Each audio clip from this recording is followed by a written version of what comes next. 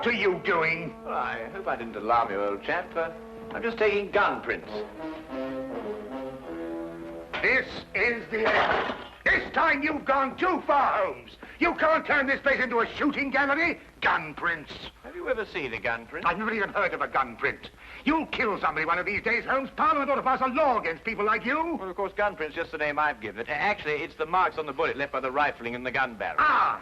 Yeah, would you like to look at these two bullets under the magnifying glass? You'll observe that they have different markings because they were fired by different guns.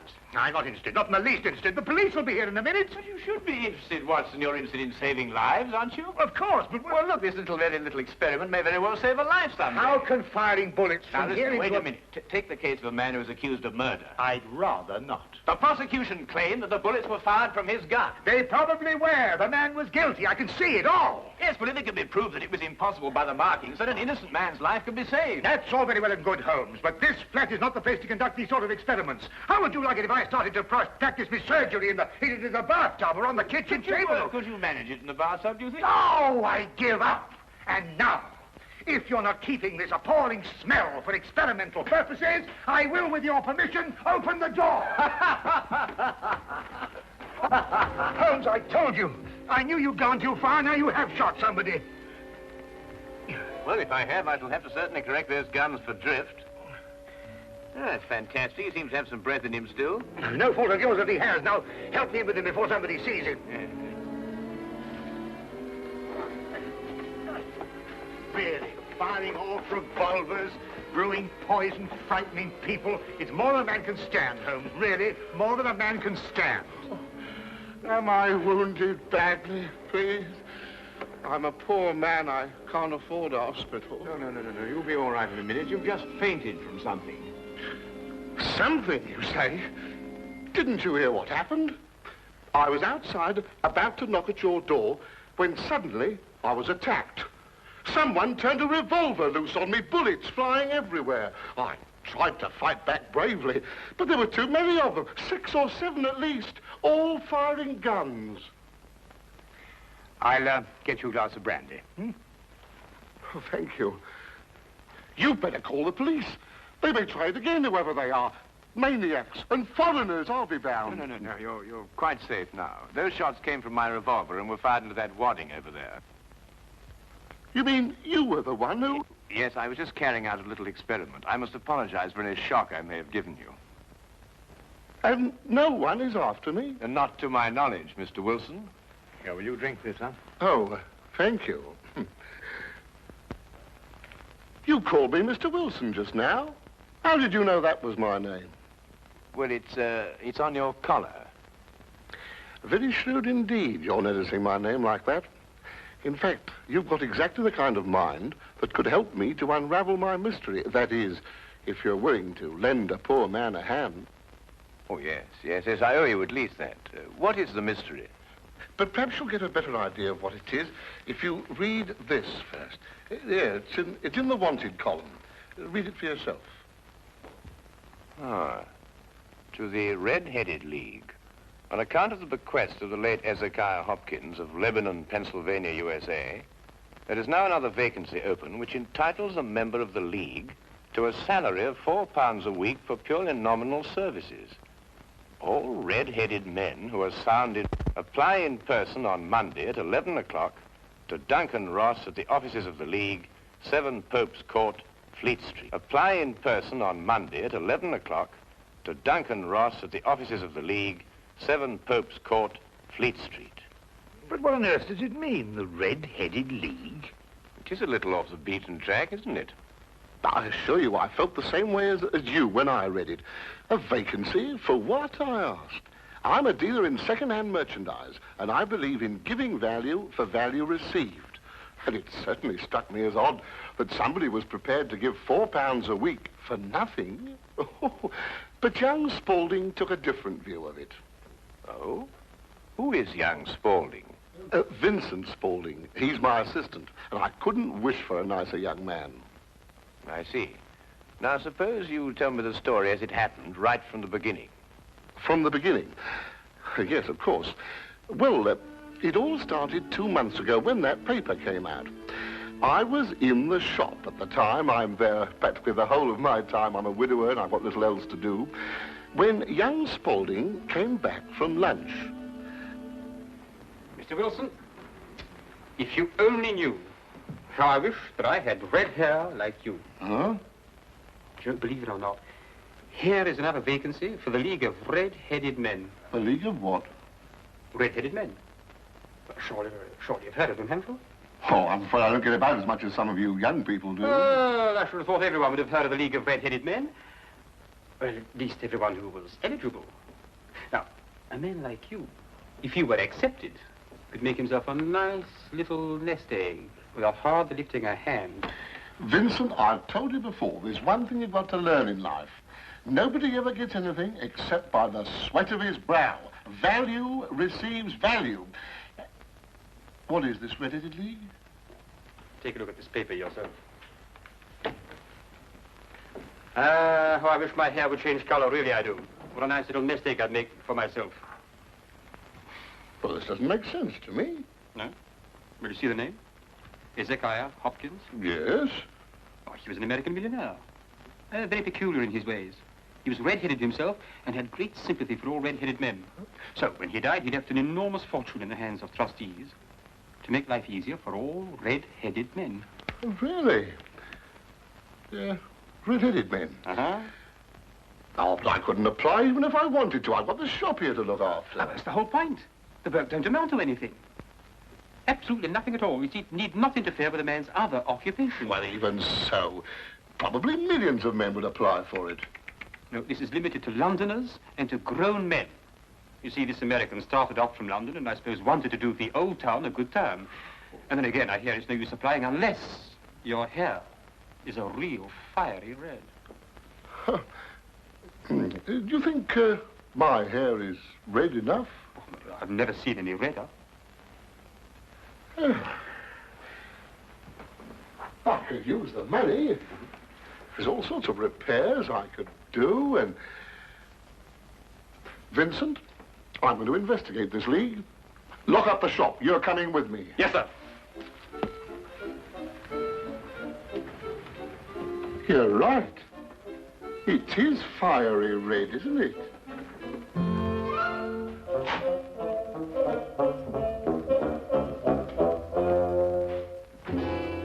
Let me handle everything. All right. Stand back, everybody. This is Mr. Hopkins' son. Go on, step back, or he'll see that you don't get interviewed at all. Mr. Hopkins, this way. Thank you for applying, Mr. Emerson. Your name will be kept on file, and in the event you are chosen to fill the vacancy, I'll get in touch with you immediately. Thank you, Mr. Ross. I do hope I win. My family and me could do with the money. We shall see what we shall see, Mr. Iverson. Thank you so much.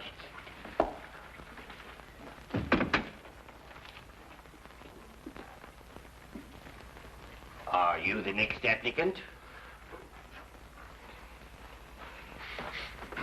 Yes, this is Mr. J.B.S. Wilson. Your search is over. He's willing to fill the vacancy. Will you sit down, Mr. Wilson?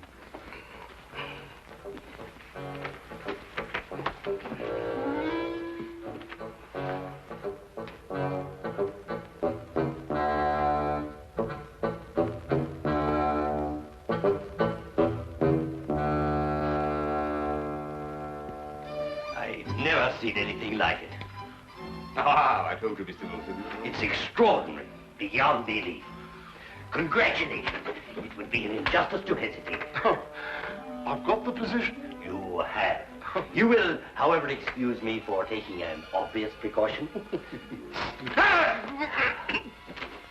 There are tears in your eyes. I perceive all is as it should be, but we have to be careful, for twice now we have been deceived by wigs, and once by paint. I'm sorry the vacancy has been filled, but thank you one and all for coming. Get on, John, no coming, no more. My name is Duncan Ross.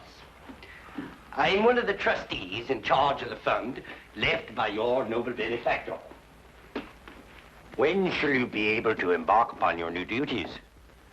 Oh, well, almost any time, I suppose. Though I should mention that I have another business which will require some of my time.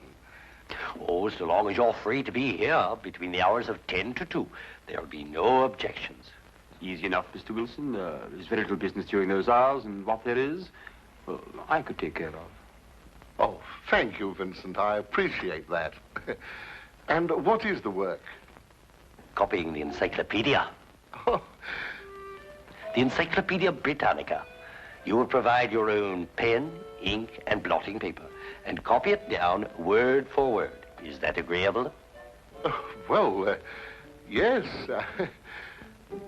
Our only demand is that you remain in the office, or at least in building, during working hours. If you leave, you forfeit your position forever. The will is very clear from that point. Well, it's only 4 hours a day. I shouldn't think of leaving. No excuse will avail, neither sickness nor business or anything else. Here you must stay or lose your billet. I quite understand. Then, goodbye, Mr. Wilson. And again, let me congratulate you. Oh, thank you, sir. Thank you. The Encyclopedia Britannica. Ah, you'll do a wonderful job of it, Mr. Wilson. I'm sure you will.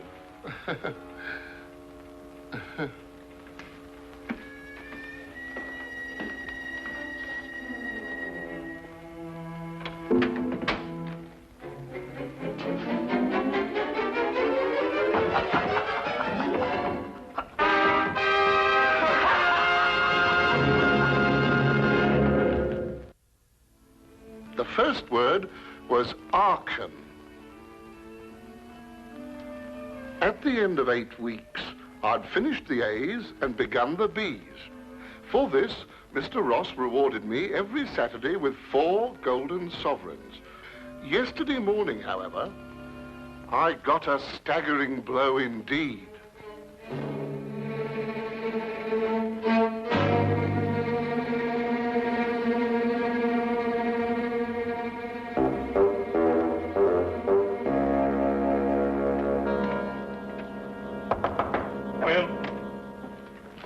Mr. Milford? Yes, what can I do for you? What's happened to Mr. Ross? Mr. Who? Mr. Ross, Duncan Ross, in office number 4. He's gone. What's happened to him? Just a moment, let me look him up in my files.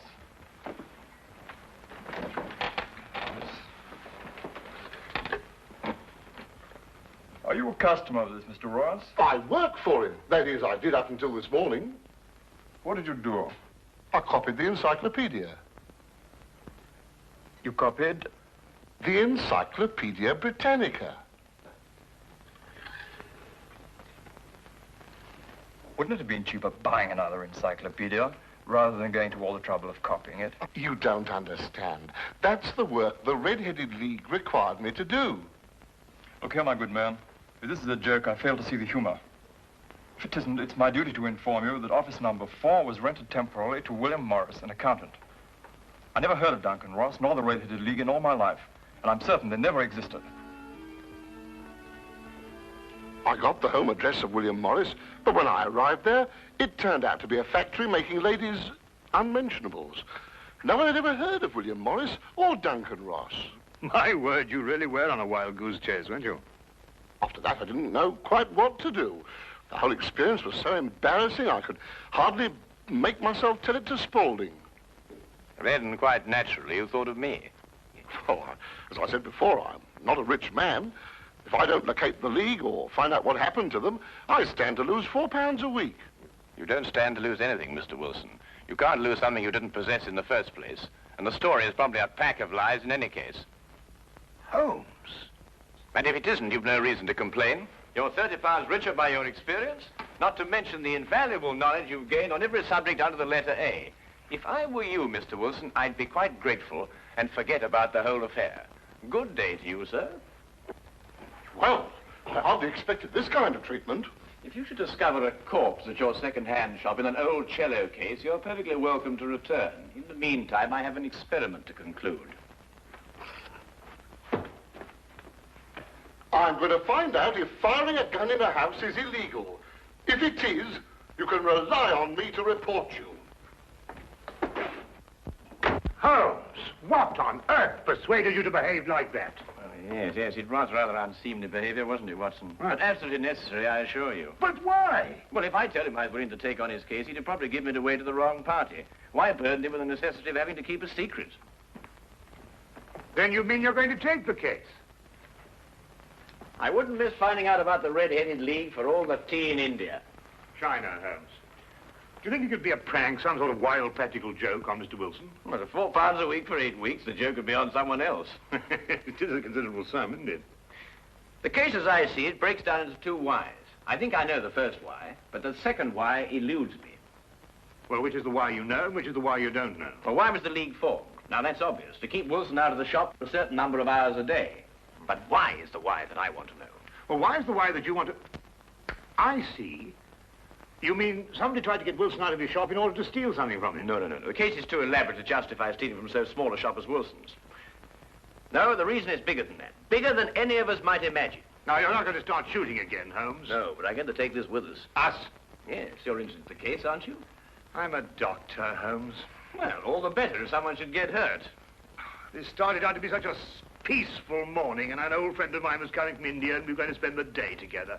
And now look what you've talked us into, the Red-Headed League. Yes, exciting, isn't it?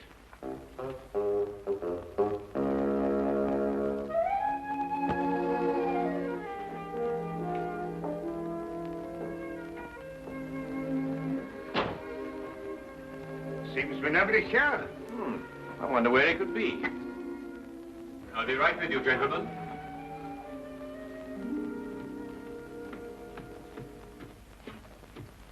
May I help? I'm sorry, I was occupied in the cellar. I hope I haven't kept you waiting. Not at all. My friend here is interested in making a purchase. Mm-hmm. Anything in particular? I think well, you never know what you might... Oh, what's that?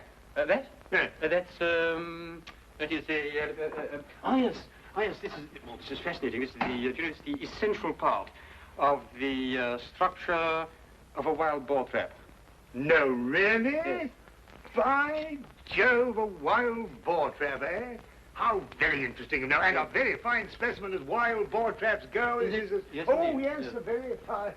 Oh, indeed, reminds me of my day. There we were, all lined out in a row, as far as the eye could see. Yes. Down the hill came the enemy, and the Battle of Royal Burnett was on. Yes, if you excuse me... There we were, outnumbered 112 to 1. That was from the count after the battle, as you understand. Yes, I'll say perfectly. Charge, they shouted, as down the hill they came, the hordes of heathen, at 112 to 1. And from that moment I became a collector, and I've been a collector ever since. You understand that, of course? Oh, yes, but that is a quite perfectly natural reaction. It's 1 o'clock. It's 1 o'clock. What? Yes, 1 o'clock. Our engagement with the Colonel. The Do you Colonel? remember? The one who led you in the charge. Oh, of course, yes. Well, I hope you'll keep that for me, will you? Well, there's been a fearful run on wild boar traps lately, but I'll do my best. Thank you, thank you. Thanks so much. Good afternoon. Well, what did you discover? The knees of Spaulding's trousers show considerable wear. What does that mean? That's a great deal. Let me have your stick for a minute. What are you doing? No time to explain now, but a considerable crime is in contemplation. And since today is Saturday, we may have some difficulty in preventing it. What kind of a crime? A bank robbery. What? Shh. Meet me at the side entrance of the Westminster County Bank at 10 o'clock sharp. Yes, is that the bank that's going to be... Yes. At 10 o'clock sharp, remember?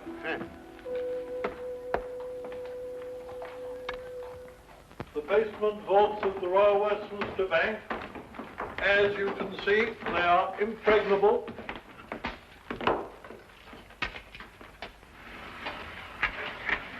Why are you so sure that the bank's going to be robbed, Holmes? Because the knees of a man's trousers were badly worn.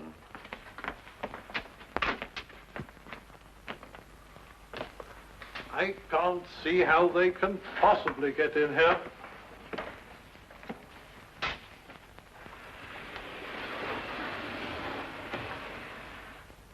Is that the gold? Yes. We had occasion some months ago to strengthen our reserves, and so we borrowed 30,000 Napoleons from the Bank of France.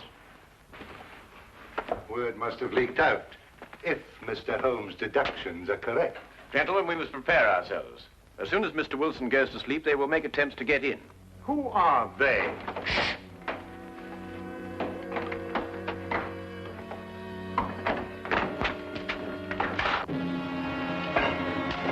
Get back.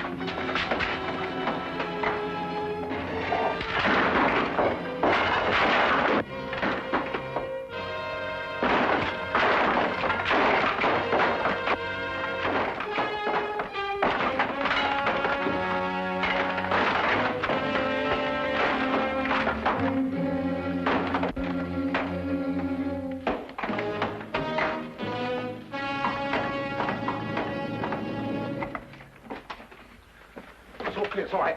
Hey, jump! All right. All right, Spaulding, your back-robbing days are over. So I see. I fancy my pal got away all right, though.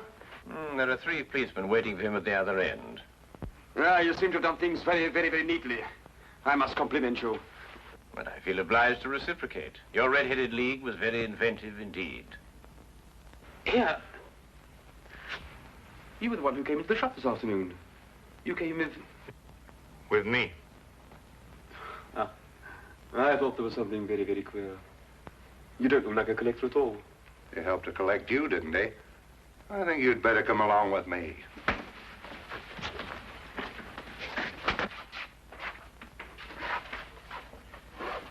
I don't know how the bank can repay you, Mr. Holmes. I've been more than amply repaid, Mr. Merriweather, by having one of the most unique experiences of my career. However, there is one thing you could do for me. Name it. Well, it's... Anything, Mr. Holmes? I'm a regular depositor at your bank, Mr. Merriweather, and I should be eternally grateful if you could do something about your pens. I've yet to find one of them that worked. Come along, Watson.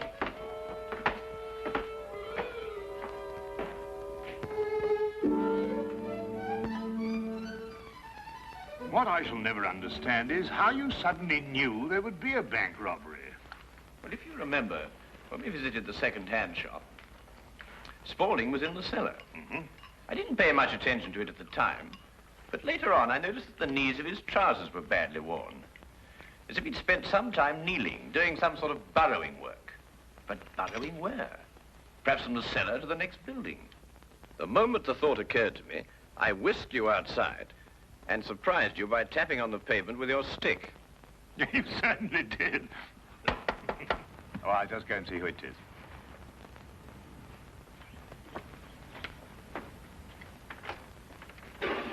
Hello, come on in, Inspector. How are you? Dr. Watson. I hope it's not too late to make a call. Of course not. Come right on. Well, I saw the light was on, and I just thought I'd drop in. Ah, how are you, Inspector? Now, make yourself at home. Oh, Have a chair. Thank you very much indeed. Cup of tea? Yes, please. Well, by the time the newspapers come out with a report of your exploits tomorrow, Holmes, you'll be a hero. Oh, well, I shall try and remain humble through it all. Yes, the whole of London, except, of course, Mr. Wilson. Unless I miss my guess, he wants me still to arrest you. Arrest me? What for? Well, he didn't like the way you treated him last night, you know. And then, of course, he complains that... Oh, no, it's too ridiculous. Still, I think you'd enjoy hearing about it. He claims that you were firing a revolver in this house. You know it's against the law, don't you? But who in their sober senses would do such a thing? Yes, it does sound very implausible, doesn't it? Yes, that's exactly what I told him. I mean, people just don't do things like that, do they? No.